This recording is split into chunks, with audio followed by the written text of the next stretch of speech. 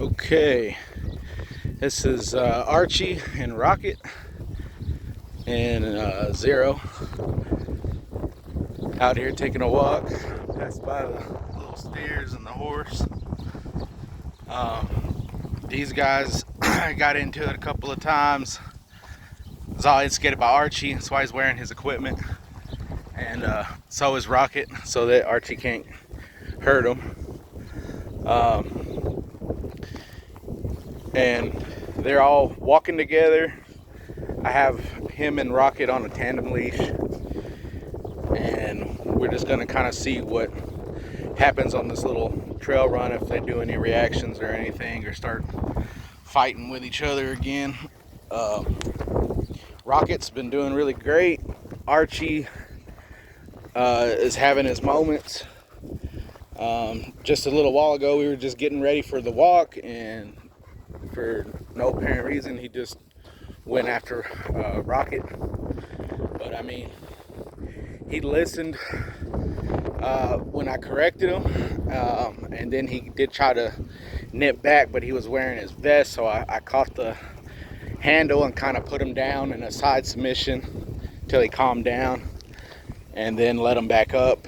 And I think that's why he's good with me and Zero, because we're the only ones that have put him in his place. And it's the same thing we had to do with Rocket when we had him.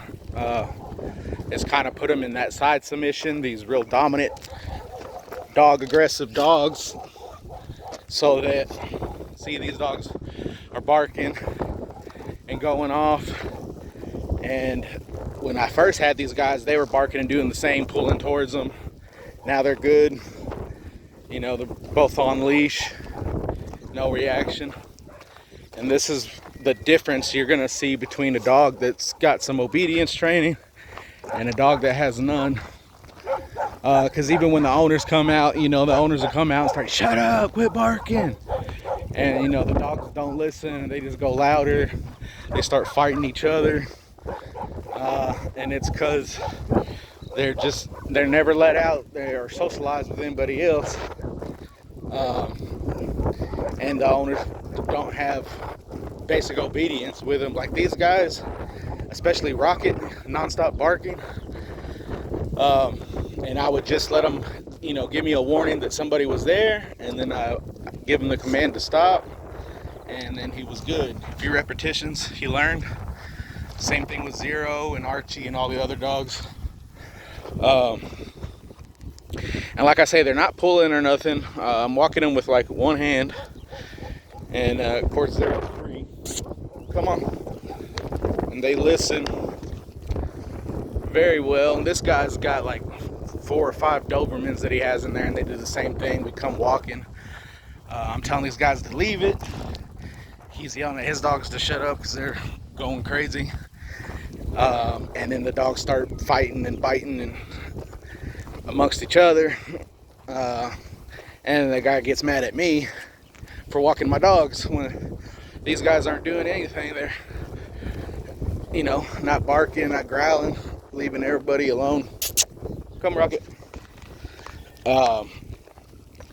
And he's got the issue with me walking these dogs.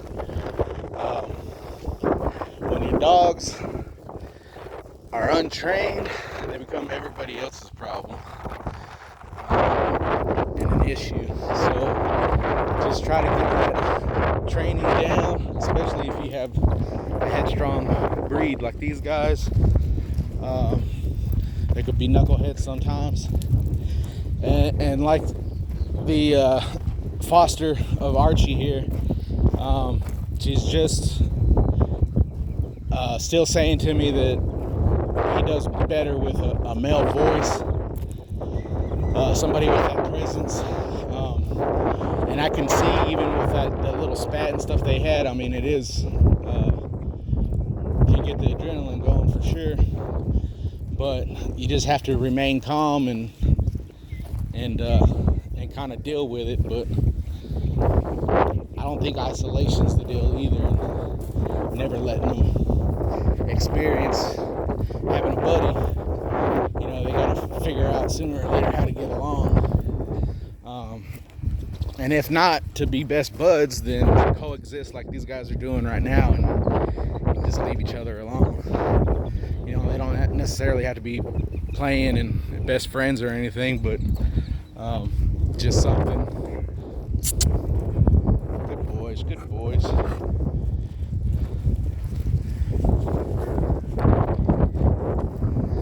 So I'm gonna go ahead and cut this video. These guys have been doing pretty good. We're gonna get back to the house and let them do their thing. Come on, Archie. You won't do that if you walk faster.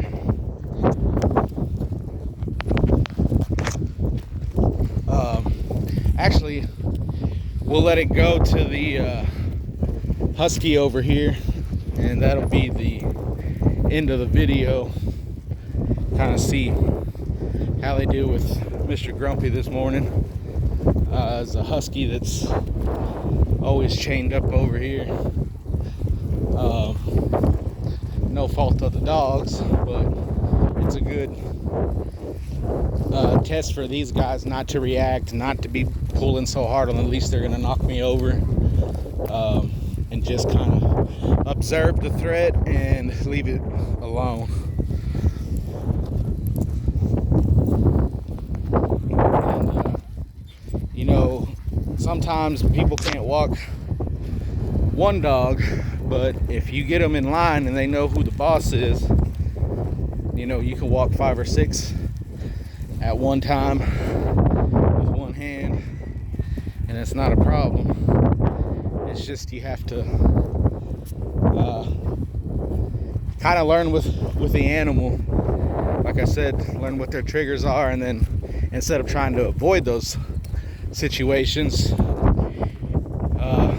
create safe scenario situations, and then try to work through it with them and have them conquer that fear, or that trigger, whatever it is that their issue is.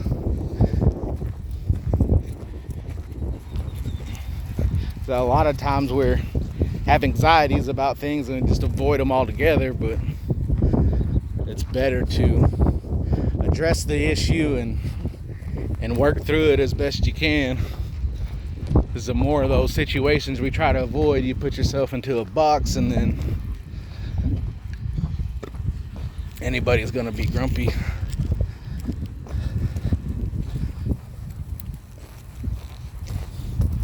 So these guys have been out since 6 o'clock this morning. They're pretty tired. And like I said, they had a couple of little spats, so that takes the juice out of them too. It's a stress, but because I really don't think Rocket has anyone to play with either. Like I said, Zero will leave anybody alone or attack anybody I tell him to, but the only one he really plays with is this Belgian Malinois, Rigby, and I haven't found. I tried to put him and Rocket together, but that didn't work either. Belgian Malinois was actually afraid of Rocket, which I thought would be the case with this guy, but it wasn't. So that's where, like, you can look at it, you know, and look at a dog and think one thing, but until you actually work with him a little bit, you really don't know. And that's why when I'm talking to customers over the phone and they're just, you know, they tell me this, and that, until I can actually get the dog and work with them and kind of see what's setting them off firsthand, it's all body language with them, then I can kind of see what I'm working with. And this is why we try to do consultations, so that I can come to the house and work with you and your dog on their, you know, any issues they have, or if you guys are just looking for basic obedience training, whatever it is, getting the dog to stop barking at the door, or jumping on the table, stealing food, whatever your problem is, we want to go ahead and nip those issues in the bud. And like I said, that's what the consultation will do, and then you can decide from there, after meeting me, and looking at some brochures and some packages for training. What you guys want to do, what would be the best route for you and your dog, and we go from there. You know, that way you're not just paying a large sum of money up front. We've never met. I've never met your dog. I don't know if I'm going to be able to help him or not. Because sometimes it's just not a good match, you know. Like this trainer said, he does better with a male. Some dogs do better with a female trainer, you know. So it's not one trainer fits all. Kind of got to shop around and see what works best for you and your dog. Because sometimes they're like that. See, they give each other a little kiss. They're all right now. We're fixing to get back to the yard and do some playing. And I had them a little while ago. I couldn't video, but they were. And I'm dropping the leash now and letting them go to the house.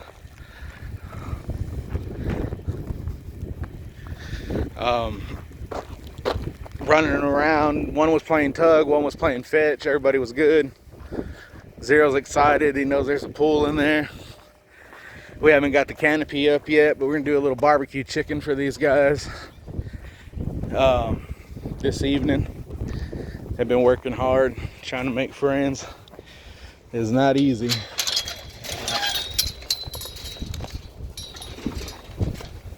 Yep, that's right. Y'all gotta wait. Good boys, free.